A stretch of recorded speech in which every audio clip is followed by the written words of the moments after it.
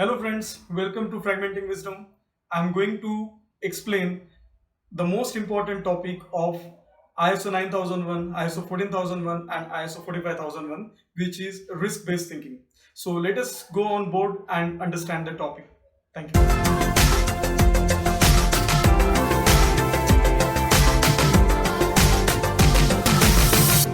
So friends, let's understand what is risk-based thinking. Risk-based thinking, this particular concept came first of all from ISO 31000 standard. This standard first introduced the concept of risk management, and later on it was incorporated into quality management system, environment management system and health and safety management system. As a part of quality management system standard, there are always we discuss on two types of risk, which are product risk and process risk.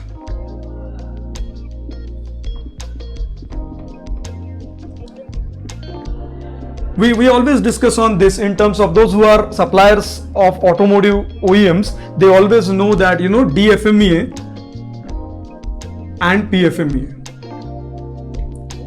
This is the concept which was earlier there or which is still there in terms of product related risk and process related risk. But when ISO team started evaluating the standard, they found that there is nothing called system related risk. And that is why they introduced the concept of risk-based thinking in ISO 9001 first. Later on, they introduced this concept into environment management system as well as in OH&S, we can say, which is occupational health and safety management system, or we can call it as ISO 45001 standard as well. So in these standards also risk management or risk-based thinking is introduced in terms of risk related to legal requirement or risk related to environmental, occupational health and safety related objectives. Even in quality management system also, along with system related risk related to quality objectives, we need to find out risk. So friends, I just cleaned up my board so that I can explain you in a better way. This requirement of risk-based thinking is explained in detail in quality management system ISO 9001, environment management system ISO 14001 and occupational health and safety management system ISO 45001 in clause number 6. It's also called as planning clause. In this clause, the requirement of risk-based thinking or risk management requirements or risk analysis requirements are explained. This clause number 6 is also linked with clause number 4, which is context of the organization.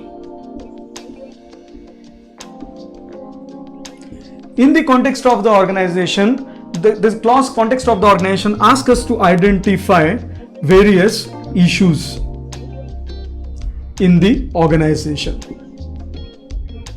Now these issues are related to organizational level.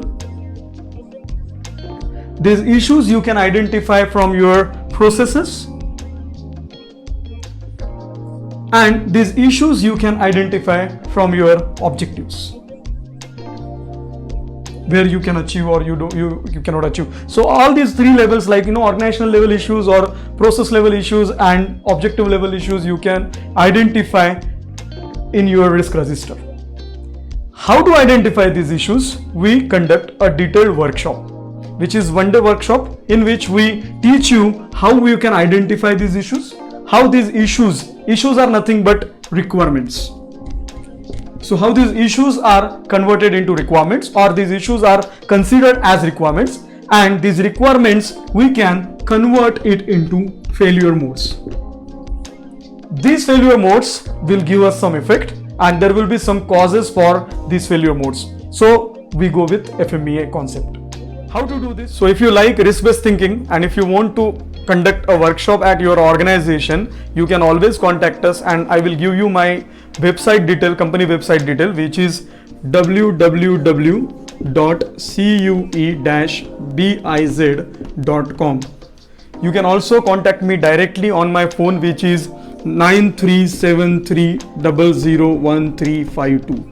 Please note that this is my WhatsApp number as well, so you can contact me on my phone number. You can contact us through our website. Also, you can contact us to me directly with my email ID is vaibhav@cue-biz.com. Our info ID is also there, so that you can note down, which is info@cue-biz.com.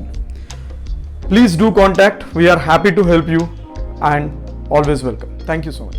So friends, I hope now you understand what is risk-based thinking, and in my next video we are going to discuss on clause number 10.2.3, which is problem solving clause, in which it has been asked for various scales and levels of problems. We need to use various tools. So what are those tools and how to use those tools, we are going to discuss in my next video. Till then, bye bye, and please subscribe, like and comment on my this video. Thank you so much for watching. See you next week.